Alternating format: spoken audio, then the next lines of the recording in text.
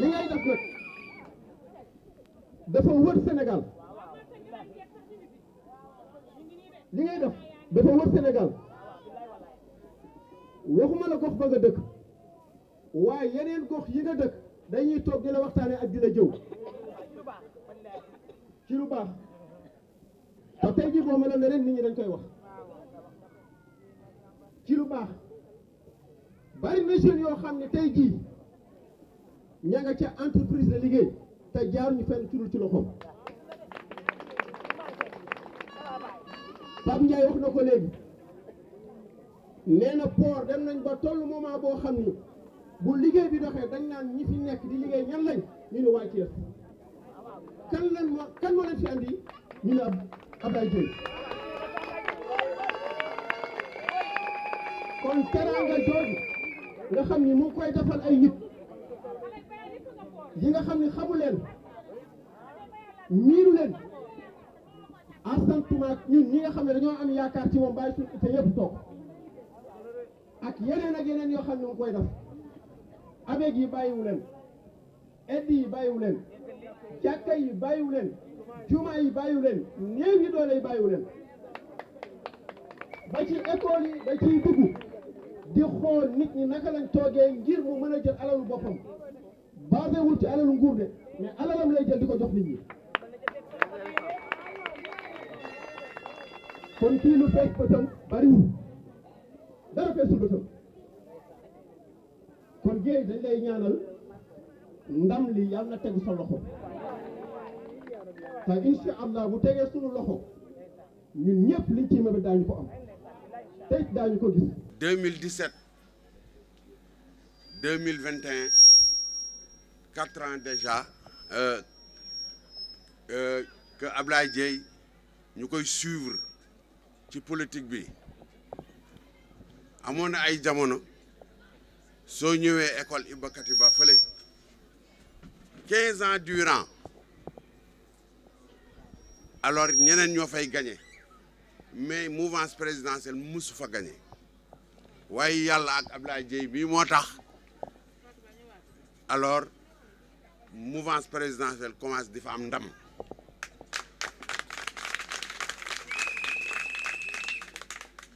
en 2018 nag président Macky Sall ci boppam am benn politique bi nga xam ne tëral na ko bëggoon mu yegg si Thiès muy politique sociale waaye Ablaye Dieye bi moom moo jël lenge yi tax ba Thiès kenn sonatul politique sociale bi Macky Sall bëggoon Ablaye Dieye bi mu ngi koy appliquer politique bi dem na ci prisonniers yi jooyatuñu mu ngi fa yóbbu ay mat la di fa def ay teraanga di fa yóbbu ay togg politique gu Ablaye Dieye ak ay action am dem na ci hôpital dem na ci école yi alors dem na ci marché yi dem na ci commerçant yeeg jaaykat yeeg jëndkat yeeg ñëpp dem na tamit ci jigéen ñi mi ngi dimbale avec yi ñun xam nañu plus de 20 avec yi nga xam ne tey ji tey Ablaye Dieye bii moo leen financé ba tey ji tey ñun dañ koy sant di ko gërëm ñun nag sage yi loolu lañ toog calculer ko étudier ko waxtaane ko topp ci ginnaaw suñu leader alors Rahim Diouf bi créé benn mouvement bu tudd ADAD bëgg jàppale nag Ablaye Dieye mii te yàlla tax suñu mouvement bi nag li nekk ci gannaaw ëpp na plus de 20 regroupements laa wax tey boo fi teeloon ñëw tey di nga gis mbooloo mi fi ne. dëggu gi mu nekkee moo tax mu dem fekk ji un grand leader damay osé di ko wax fii ci biir Thiès parce que nekk nañ ci politique bi ay at a ngi nii te tey jii ku xamul Ablaye Dieye ku ne dégg nga lim fii def fii ci biir Thiès Ablaye Dieye moo fi fekkoon tey jii man damay tàmbale tamit ci jigéen ñi ba pare avec yi fi nekkoon ci 3% tey jii moo ñëw di ko yéegal ba 300% moo équipé jigéen ñi dooleel leen tey jii yokku leen fit ba tey jii jigéen ñi am sañ-sañ di jàppale seen i borom kër yi jàppale seen bopp te dañu koo xam te ne deful politique politicienne mais dafay def politique de développement kon tey ji yaakaar naa ne ku amul dara wala tey ji ku nguur gi équipé wul muy jël ay propre moyen di ko ci def fii ci biir gox gi fii ci biir Thiès kooku tey ji bu ko nguur gi gën a équipé kon yaakaar naa ne kooku leneen la ñuy wax ci Thiès mais Thiès yeewu na macha allah.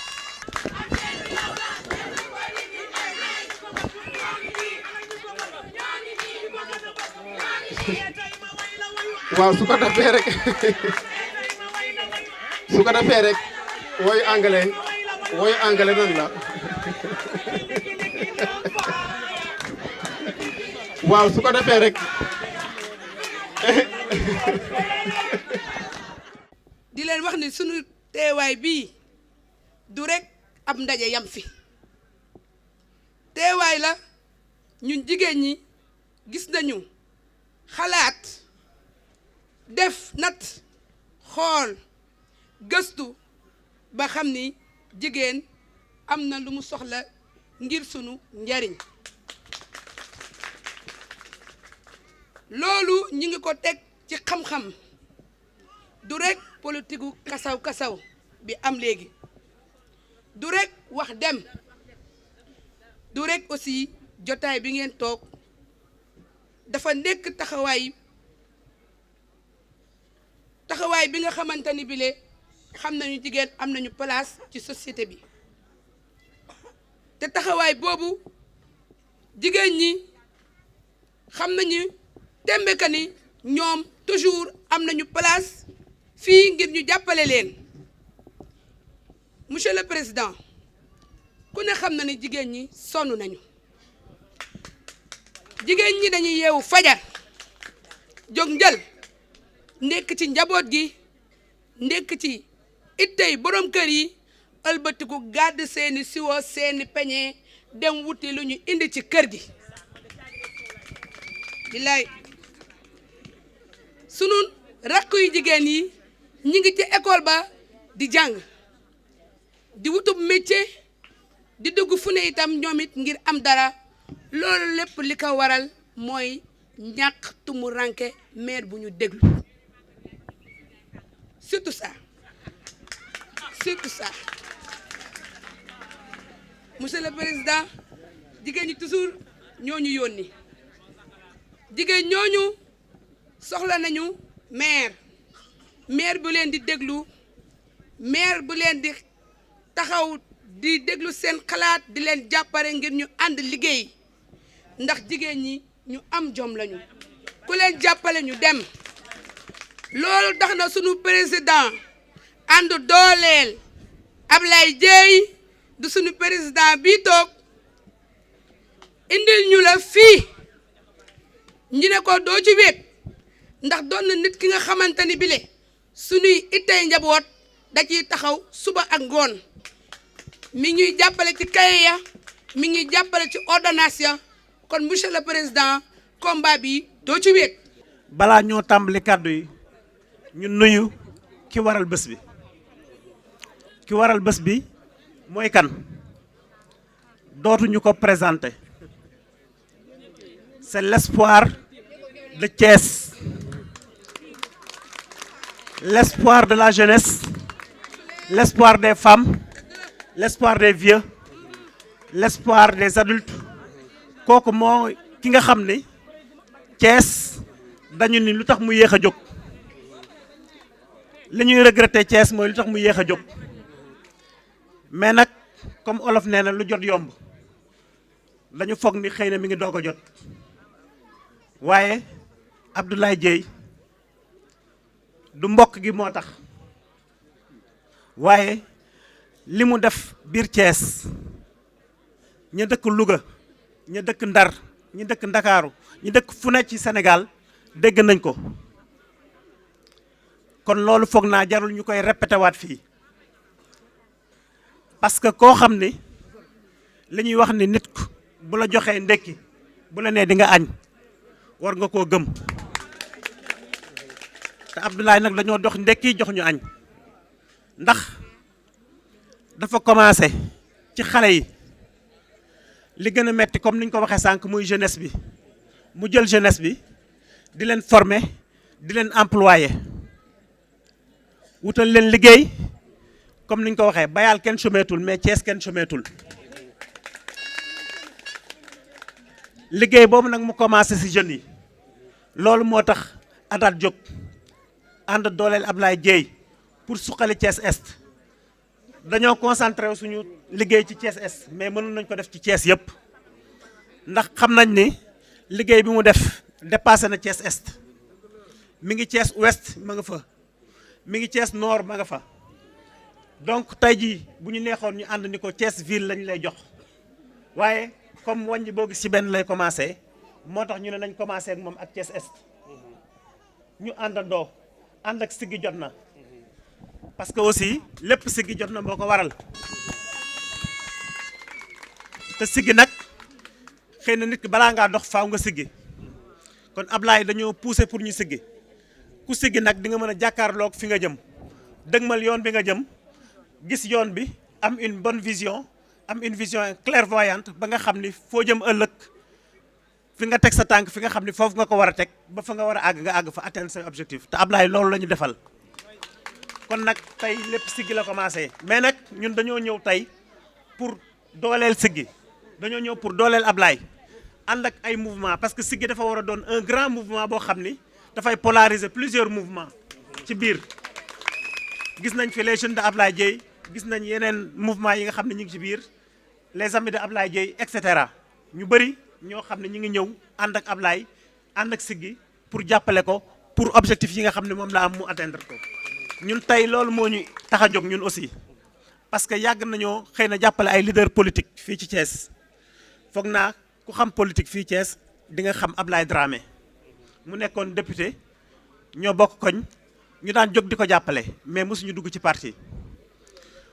ku xam Thiès aussi xam politique bi xam nga xëy na Latir Ndiaye ñu bokk koñ ñu ko doon jàppale waaye mosuñoo dugg ba tey ci politique bi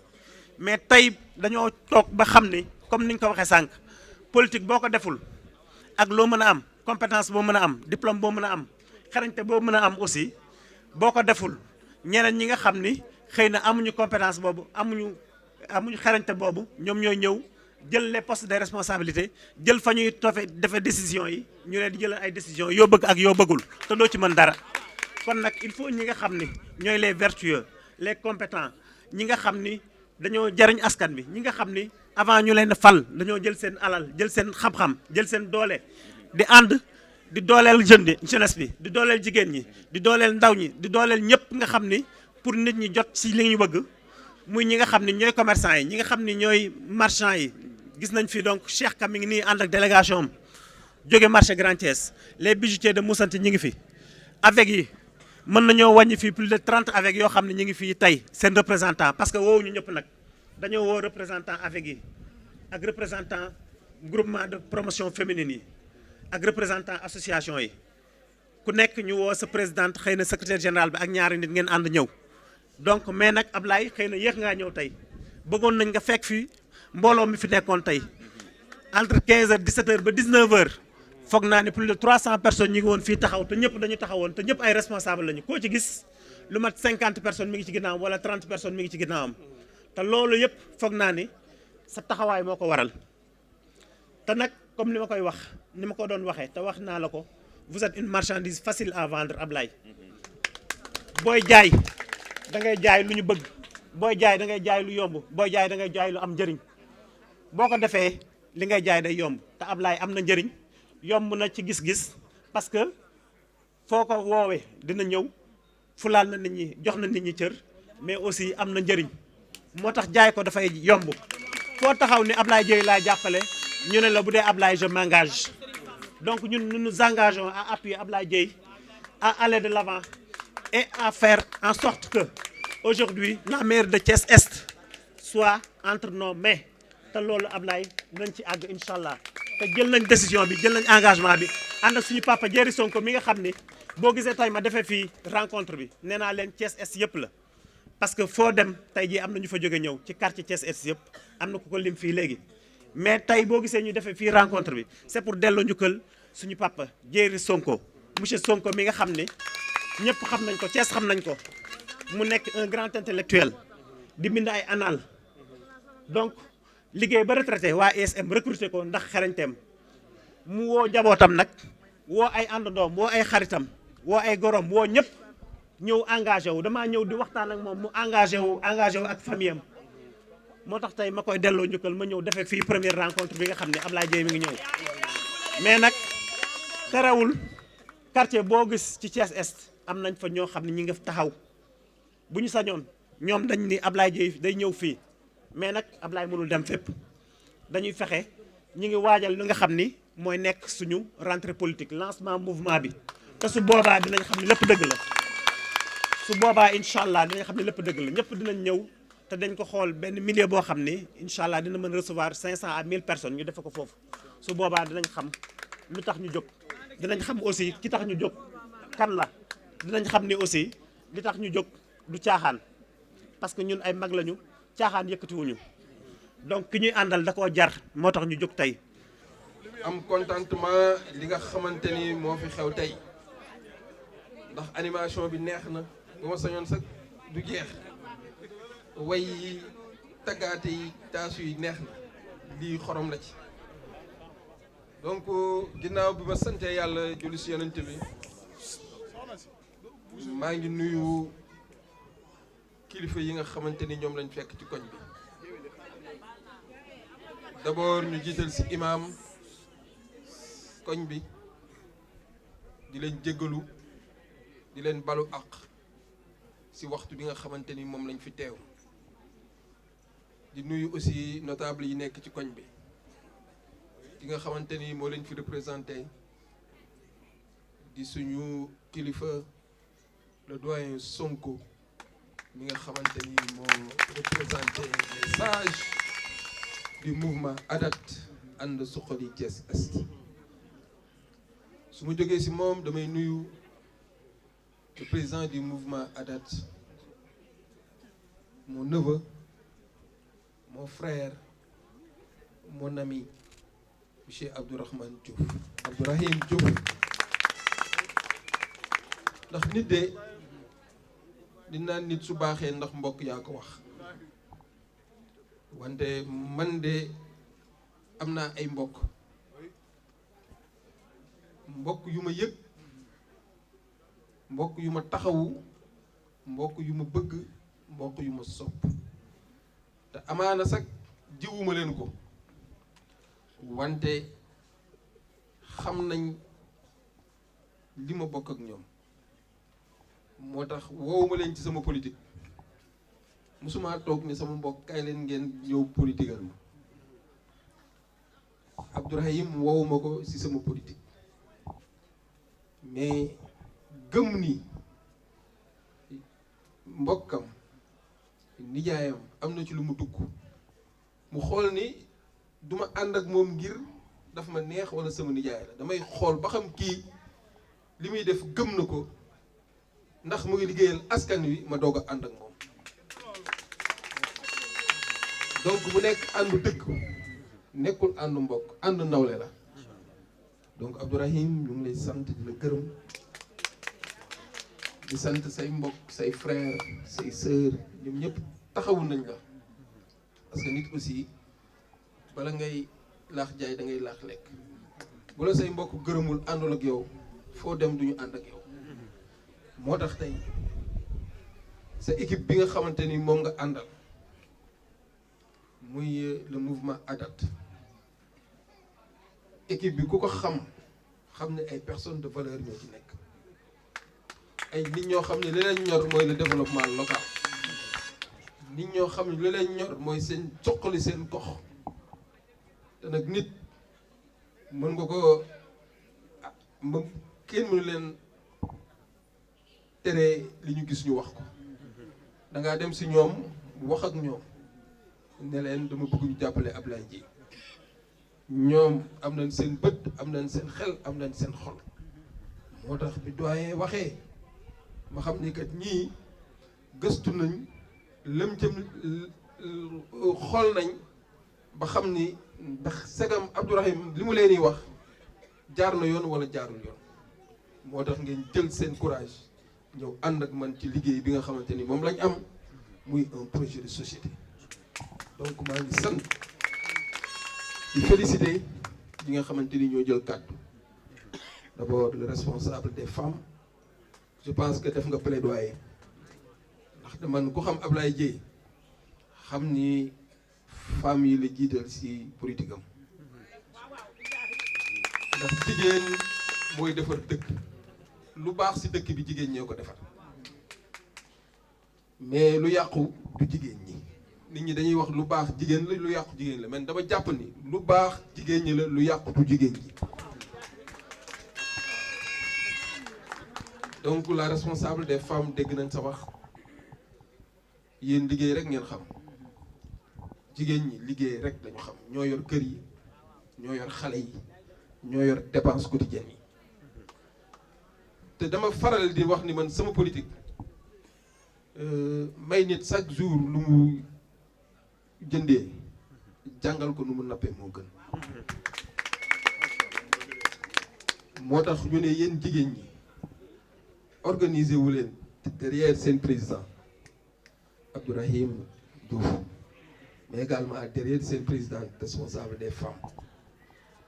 dinañ leen jàppale ci ay formation d'abord parce que nit bala nga koy jox jumtuwaay da nga koy former mu mën a demal boppam ndax jigéen war nañ ko capacité mooy ñu former leen ci ay transformation parce que jigéen boo gis dina soxla saabu dina soxla eau de javel dina soxla jumtuwaay yoo xamante ni moom lay defee ci biir këram loolu waratu leen dem di ko jënd ji da ngeen ko war di ko defar seen biir kër mais également di ko jaay ngir am ci dara je pense que ni engagé woon nañ fi abu ne dinañ accompagner femmes yi ci ay formation donc dès maintenant xam nga parce que ma mënuma la jàngal développement xam nga lan mooy soqali jigéen ñi donc projet boo teg ngir former jigéen ñi ngir financer leen dinañ la ci accompagner ndax loolu mu mën a nekk lu matériel ndax man de du ma wax rek dem avant ma fi doon ñëw dama waroon jëf ba pare parce que fële ma jógee ci cité Lam cité Senghor femmes yi ma demoon dina leen fa seeti dama leen doon jox ay diplôme ay attestation de formation dañ leen a former ba pare ma doog a ñëw seet si leen parce que nit je pense que sa jëf fu mu jiitu amatoo loo fay wax et fii de xam nañ ni engagé woon nañ accompagner les femmes ci seen activité génératrice de revenu liggéey nag moom loo gis wàññi boo gis benn lay commencé nit ki mën nga am sa stable du ndaw di jaay màdd Ablaye Dieye fekk la fa accompagner la nga yokk ko muy jóg di développer bu kenn xeeb liggéey bu ñu la accompagner am loolu la jox yokkal dooleel sa liggéey mu gën a jëm kanam donc loolu laa leen di ñaax te xam ni lépp dina baax ndax yéen a fi taxaw nekkat ñun dañoo bëgg maire ndaxte dénk nañ suñuy gox ak suñuy gox-goxaat ñoo xamante ni ils ont atteint leur limite il faut le dire tey c'est l'heure du changement mais aussi rupture dafa war a am fii ci Thiès Est ndaxte gox-goxaat yi ñi nga xamante ni ñoom la askan bi dénk seen baat ñoo ko war a doxal ndax jox nañ leen suñuy budget mais jox nañ leen suñu légitimité pour ñu dem wuti indi mais ku mënul dem wuti indi je pense que kooku kenn war koo jox ndax maire yi du budget rek moo koy doxal du ay recette municipale moo koy doxal foog nga am ay partenaires stratégiques des partenaires financiers yi nga xamante ni li leen ñor mooy suqali dëkk te loolu boo amul xam-xam loolu boo amul ay partenaires boo amul expérience de management loolu du mën a dox te maire yi caaxaan du ko doxal maire yi ay nit ñu compétent ñu leen ko war a jox ñu doxal ko dama jàpp naa ni bokk naa si ñoo xamante ni am nañ compétence yi pour mën a diriger suñu maire yi te loolu man waxuma ko de yéen a ko wax parce que Ablaye Dieye du toog naan jox leen ma maire mais yéen a gis liggéey bi nga xamante ni mu ngi koy liggéey ngeen ni ko yaa ñu doy bëgg nañ laa yóbbu ci maire loolu nag du ay wax kese dafa war a nekk ay jëf ndax dañu jëm ci ay élection locale élection kaddu baat moo koy joxe ku nekk am nga sa baat am nga sa carte xool ki la doy parce que élection yii du élection président Macky Sall du élection président Idrissa Seck wala ki élection kaneen ak kaneen élection goxaat la tey Abdourahmine mii su fekkee moo gën ci gox bi dafa war a nekk conseiller municipal ndax mu leen di nekk seen wet di leen jàppale lu génn ci mairie bi mu ne ah sama waa koñkat sama waa mouvement am nañ ci wàll ndaxte li mairie di yor du pour ñoom suuf si du pour ñoom budget bi du pour ñoom financement yi du pour ñoom askan wi ñoo ko moom loolu nag moo tax ma ni foog changement am changement de méthode parce que méthode bi nga xamante ni tey suñu collectivité territoriale yi ñu ngi koy doxalee du yoon mairie du gérer suuf kese mais dafa mel ni ngay gérer entreprise entreprise foog nga am ay stratégie yoo xamante ni moom nga koy doxale wuti ay partenaires wuti ay financement créer ay projets de société yoo xamante ni askan wi yëpp ñoo siy gis seen bopp donc je pense que ni loolu mooy wax donc les jeunes seen cadre rafet na xam nañ ni le problème crucial du pays c'est l'emploi des jeunes mais sant nañ yàlla bu le président Macky Sall bi dëkk bi yëngoo metti lool ñu naan ma Samba ma Demba moo génnee nit ñi déedéet ndaw ñi ñoo sonnoon ndaw ñi ñoo amul liggéey ndaw ñi la ñu étouffé woon ba ñu génn wax ak le président Macky Sall mais heureusement ba ñu ko waxee dégg na leen président Macky Sall xam na ni kat askanam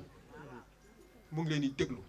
moo tax mu woote le forum de l'emploi et de l'entrepreneuriat des jeunes donc ndaw ñi nañu gën a amaat espoir te xam ni dëkk bi fi ñu jëm ndaw ñi ñoo ko mën a yor te ndaw yi ñoo koy yor parce que la responsabilité parce que ñoom jël nañ seen avenir en main ba taxaw jàmbaarloo njiitu réew mi ne ko ci dëkk bi lañ bokk mais heureusement ba que le président Macky Sall dégg na leen bu fi ne nii tey lancé nañ ay recrutement yoo xamante ni ndaw yëpp war nañoo mën a am si luñ jàpp mais ñun xaaruñu état ci loolu je pense que ba ñu jëlee jàppale ndaw ñi du tey ci emploi ci formation mais aussi ci seen jàng surtout nag jàng ndaw ñi dama leen di wax bala ngeen aspirer di dem bu wuti liggéey jàng leen d'abord ñi nga xamante ni mënuñoo seen jàng demul noonu nañ dem wuti formation wuti métier métier dafa am solo nit ki bala ngay prétendre am loo liggéey na nga ko xam ba pare am métier boo xamante ni moom nga am comme sunu mbokk commerçant yi nga xamante ni xam nañ filière bi ñu nekk di filière oignon man it ma nekk koo xamante ni tey lépp loo xamante ni cargo la oignon dugg fii ci Sénégal maa koy dugal maa koy génne donc je pense que ni ñoom seen problème war nañ ko mën a régler accompagner leen ci seen projet yooyu pour que ñu mën a am su baax lu ñu jàpp donc daal maa ngi ñaan la jeunesse ñu gën a amaat taxawaay jeunesse dafa war a xam ne mooy avenir u ëllëg am yar am teggin mais aussi am ambition dëkk boo si nekkee da ngay am ambition da nga naan fii laa jógee dama bëgg a yegg fële parce que ku ma gis xam ni juddoowuma si famille bu riche li ma am dama gëm ni war naa am loo xamante ni ëllëg dinaa si mën a dimbali la population et tey jeunes yi nekk fii yëpp war nañoo xam loolu xam ni tey fi président Abdoulaye Dièye toll da koo ñafe gëm boppam ba egsi fii jeunes yi aussi war nañoo ñafe gëm seen bopp ba egsi fii pour que Sénégal mën a développer donc maa ngi sant ñëpp responsable politique vraiment stratégie bi gis nañ ko loolu la ñuy xaar si yéen la massification du mouvement ndax fi ñu jëm wax la ak jëf la ak dox commune Thiès Est nag commune bi gën a mag la ci Thiès et je pense que ni liggéey bi du liggéey bu yomb mais xam leen ni fu ngeen ñu woo dinañ ñëw fu ngeen xam ni buñ fa demee wax muy bëccëg muy guddi nañ fa ñëw parce que li ñu bëgg dañoo ñor te duñ ci reculer parce que ni derrière tout engagement il y a des ambitions te suñu ambition nag mooy faire partie des instances des élections locales